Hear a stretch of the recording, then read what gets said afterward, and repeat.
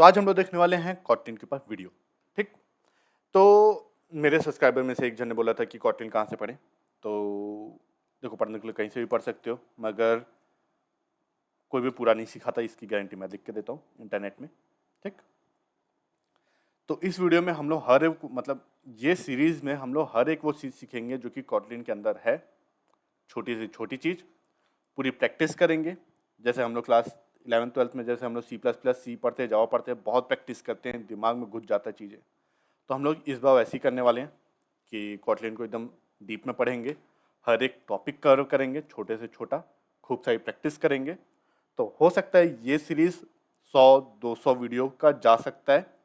एक वीडियो का length 15 minute तक जा सकता है, 15 से 30 मिनट तक, डिपेंड करता है कि कितना डीप टॉपिक है वो। ठीक, तो अपन चालू करते हैं ये सीरीज़ को। तो क्या बोलते हैं, नहीं सीरीज़ का नाम कुछ रखते हैं, देखता हूँ क्या नाम रखूँ। चलो बाद में देखते हो तो मैं आपको काटूंगा। ठीक है, तो सबसे पहले देखते हैं कॉटलिन क्या है। कॉटलिन एक static type open source programming language है, जेटब्रेन के द्वारा बनाया गया है। इसका प्लानिंग करा था जेटब्रेन ने 2011 में। जेटब्रेन बहुत सारी चीज़ बनाया है, जिसमें से एंड्रॉयड स्टूडियो भी है। एंड्रॉयड और गूगल, जेटब्रेन्स और गूगल मिलकर के एंड्रॉयड स्टूडियो बनाए थे, जो कि बहुत प्यारा है, एक एंड्रॉयड डेवलपमेंट प्लेटफॉर्म है।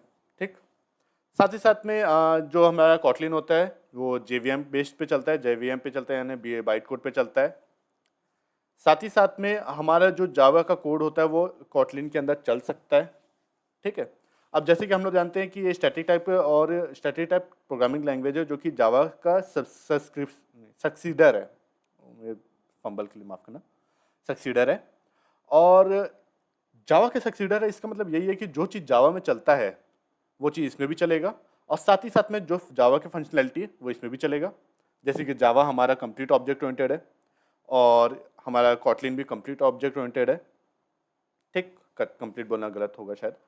जैसे कि हमारा ऑब्जेक्ट ओरिएंटेड, जैसे कि हमारा सी के बाद ऑब्जेक्ट ओरिएंटेड चालू हुआ था, जावा सबसे पहले ऑब्जेक्ट ओरिएंटेड कोडिंग लाया था, उसके बाद C++ आया। तो C++ में जैसे हमारा वॉइड इंट मेन होता है, वैसे ही हमारा कॉटलिन में फन मेन होता है। बोलोगे यार एंड्रॉयड बनाया, आज तक मेरे को फन मेन दिखा ही नहीं, तो वो दिखेगा भी नहीं तुम लोग को कभी ऐसे। ठीक, वो अलग चीज़ है, वो सिखाऊंगा तुम लोग को आगे जाके। ठीक, तो कॉटलिन हमारे एक ओपन सोर्स प्रोग्रामिंग लैंग्वेज है। ये हमारा जनरल पर्पस प्रोग्रामिंग लैंग्वेज है, यानी कि तुम इससे वेबसाइट बनाना चाहो, सर्वर बनाना चाहो, एंड्रॉयड एप्लीकेशन बनाना चाहो, iOS एप्लीकेशन बनाना चाहो, डेस्कटॉप एप्लीकेशन बनाना चाहो, विंडोज़, लिनक्स, मैक, जो बनाना चाहो इससे वो सब बनेगा। ठीक, मशीन लर्निंग करना चाहो, गेमिंग बनाना चाहो, फालतू सा इन्विटेशन वाला कार्ड जो बनाते हैं, एक तो पॉपअप से आ जाता है, नाम दिखाता है, वो बनाना चाहो, बनेगा, सब बनेगा। ठीक, अब यहाँ पे आता है वाई चूजिंग कॉटलिन ओवर जावा।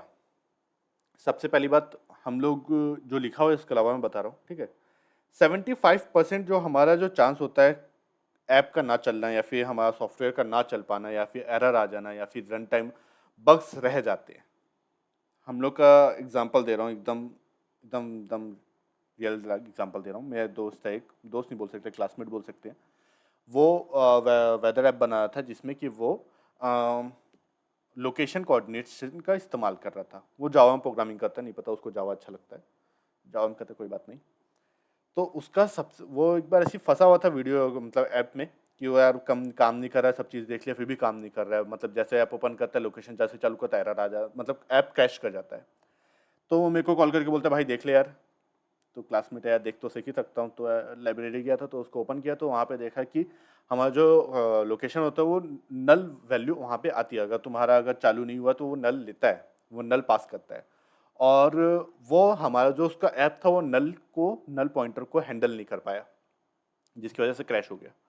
तो जो जावा में बने हुए कोड्स होते हैं उसका 75% चांसेस रहता है कि वो क्रैश हो जाए। पूरा चेक होने के बाद भी चांसेस है कि एक क्रैश हो सकता है। हमारे कॉटलिन में ऐसा नहीं होता। कॉटलिन हमारा 75% चांसेस रिड्यूस कर देता है कि वो तुम्हारा ऐप रन टाइम में क्रैश होगा या फिर बग रह जाएगा। वो पहले ही पूरा जब कंपाइल टाइम पे ही वो चेक कर लेता है। सेकंड जब हम लोग लिख रहे होते हैं तभी वो चेक कर लेता है कि नहीं ये नलेबल है, कौन सा नलेबल नहीं है, वो हेल्प कर देता है पहले ही। जावा में वो सब चीज़ नहीं है। सेकंड, जावा एक बहुत ही कॉम्प्लेक्स लैंग्वेज है। जैसे कि पब्लिश स्टैटिक वॉइड मेन, उसके अंदर एक और क्लास, उसके अंदर तुम लिखोगे ब्ला ब्ला ब्ला ब्ला ब्ला ब्ला ब्ला ब्ला, तब जाके तुम्हारा एक चीज़ बनता है। हमारा कॉटलिन में वैसा नहीं है, तुम्हारा on override on create method है, या फिर अगर तुम नॉर्मल फंक्शन भी करोगे तो फन मेन अंदर चालू, दैट्स इट। जावा में अगर प्रिंट आउट करना है तो पब्लिश स्टैटिक नहीं, system dot out dot print करना पड़ता है, और इसमें सिर्फ प्रिंट करना पड़ता है। ऐसा बहुत सारी चीज़ें हैं जो कि कॉटलिन बहुत आसान कर देता है और जावा उस चीज़ को कॉम्प्लेक्स करता है। हालांकि धीरे धीरे जावा भी अपने आप को ईजी कर रहा है, मगर जावा पीछे रह गया रेस में। साथ ही साथ में जावा बोल रहा हूँ, जावा में हमारे पास थ्रेड होता है और कॉटलिन में हमारे पास थ्रेड तो होता ही है, साथ ही साथ में कोरिटिन होता है। कोरिटिन रेंटल सिस्टम में काम करता है, यानी कि तुम्हें अगर एक थ्रेड चाहिए, थोड़ा सा काम है, यानी कि इमेज डाउनलोड करना है, वहाँ तक का बस काम है, तो तुम एक थ्रेड को रिजर्व करके क्यों रखोगे लाइफ टाइम भर? ऐप की लाइफ टाइम भर तुम एक क्यों क्यों रिसोर्स वेस्ट करोगे? उसके बदले कोरिटिन इस्तेमाल करते ना, कोरिटिन इस्तेमाल करो, रेंट में लो, काम खत्म, वापस ले जा भाई, जब जरूरत होगा तो वापस दे देना, सिंपल। साथ ही साथ में जो जावा की जितने मेथड होते हैं, interface, object, object data, object बोल रहा हूँ, हाँ, ऑब्जेक्ट क्लास या फिर इनम इनम क्लास, जितने भी हमारे पास टाइप्स ऑफ क्लास होते हैं वो हमारे कॉटलिन में होते हैं।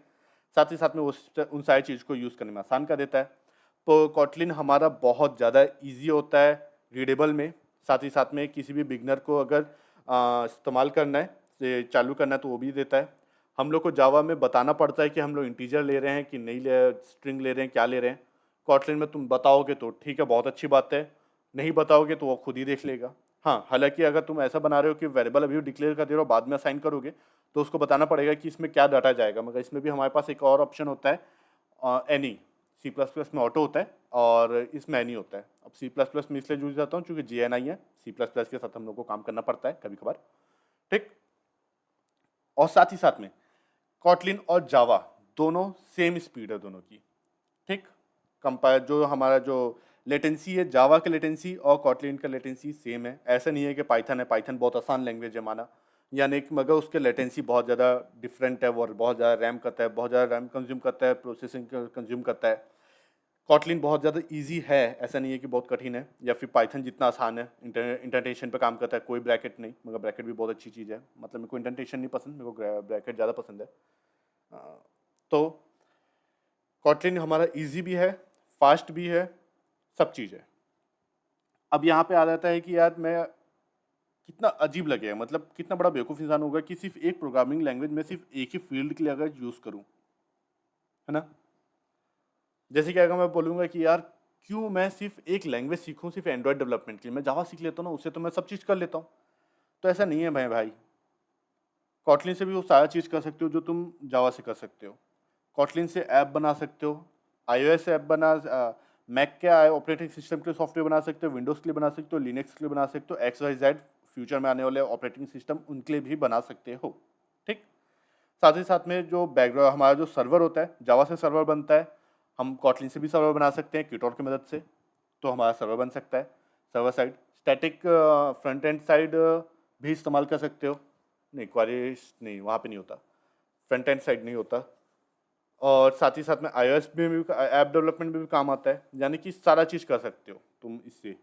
एम्बेडेड सिस्टम प्रोग्रामिंग इससे लिखने ना ही बोलूँ, वही बेहतर होगा। अगर तुम चाहते हो IoT वगैरह जाना तो कॉटलिन मत करना, क्योंकि लेटेंसी फास्ट है पाइथन से, मगर बहुत ज़्यादा नहीं है। इससे भी ऊपर आते हैं सी, और उससे ऊपर आता है रस्ट, तो हम लोग बीच का इस्तेमाल करते हैं सी प्लस प्लस। रस्ट के बराबर पड़ता है, आसपास ही आता है, स्पीड रहता है। एम्बेडेड सिस्टम हमेशा स्पीड के लिए करा जाता है, स्पीड लैंग्वेज का इस्तेमाल करते हैं, ठीक।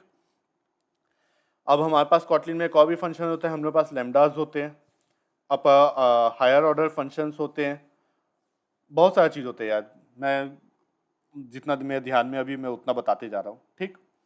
जब हम लोग पूरा पढ़ने बैठेंगे तो मैं एक पूरा सीरीज़ चलाऊँगा, सीरीज़ में हम लोग हर एक चीज़ देखेंगे।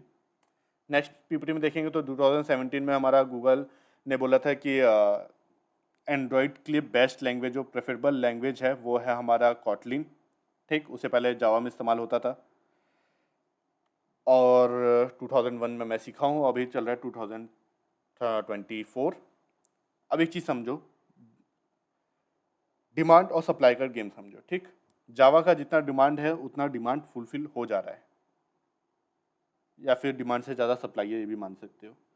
कॉटलिन एक एकदम नई लैंग्वेज है, ठीक, और उसका डिमांड भी ज़्यादा है और सप्लाई अभी कम है, तो उसका भी इस्तेमाल कर सकते हो, इसलिए उसका इस्तेमाल करना चाहिए कॉटलिन का। एक और बेनिफिट बताता हूँ, कॉटलिन से तुम iOS का भी ऐप लिख सकते हो, एंड्रॉयड का भी ऐप लिख सकते हो, दोनों में ही चलेगा with the help of Kotlin multi platform. ठीक, तो ऐसा है कि जैसे कि हमारा जो भी चीज़ है, जो भी लाइब्रेरी है, जो कि हमारा कॉटलिन बेस्ड लाइब्रेरी है।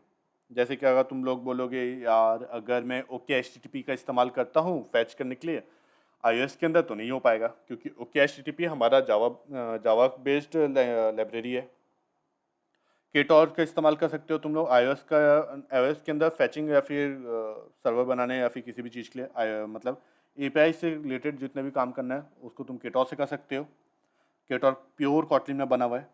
साथ ही साथ में अपन लोग का मशीन लर्निंग भी कर सकते हो। जैसे कि तुम लोग जानते हो अभी सैमसंग ने जो फ़ोन लाया है वो मशीन लर्निंग बेस्ड है, और इससे समझ ही आता है कि आने वाले 3 साल या 4 साल या 5 साल के अंदर मशीन लर्निंग एंड्रॉयड के अंदर घुसने वाला बहुत ज़्यादा। और कॉटलिन के अंदर पाइथन की पांडा एक लाइब्रेरी है जो कि मशीन लर्निंग में बहुत हेल्प करती है। वो हमारे पास भी एक तो कॉटलिन के अंदर एक लाइब्रेरी है मशीन लर्निंग के लिए, जिसको कॉटलिन डेवलपर ने पांडा को ध्यान में रखते हुए बनाया, और अभी वो पांडा से भी आगे निकल गया। वो बहुत प्यारी लैंग्वेज है, मतलब बहुत प्यारी लाइब्रेरी है। तो मशीन लर्निंग में भी तुम्हारा हेल्प करेगा कॉटलिन। और एंड्रॉयड में तो चाहिए ही चाहिए अभी हम लोग को मशीन लर्निंग। देखते हैं अगर सब्सक्राइबर काउंट जल्दी बढ़ते हैं तो मैं मशीन लर्निंग भी लाऊंगा तुम्हारे लिए। ठीक,